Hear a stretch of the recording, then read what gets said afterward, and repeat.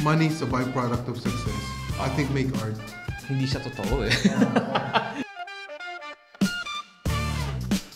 Noong mga bata tayo, gusto natin maniwala, art. I think ang isa sa mga gustong-gusto ko sa age natin is marami tayong natutunan and then we became humble enough to actually accept na yung iba nating mga ideologies before, cute siya, it's very romantic, but it's just what it is. Yeah. Anong goal?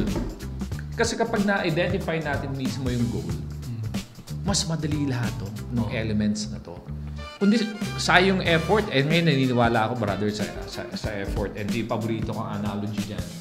Ang paborito kong aso was Siberian Husky. For the longest time, lagi yung may Siberian Husky.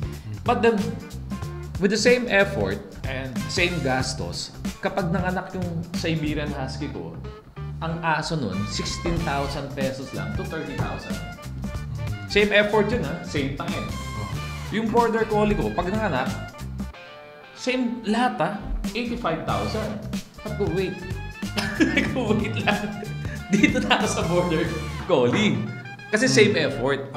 Ang in-apply ko yun sa lahat ng mga bagay, kung may gagawin ako, yung same effort ko, I'm trying to make sure na mamimit ko yung pinaka goal ko na yun, I become more practical. Di pag tumatanda, mas nagiging practical tayong tao. Tama.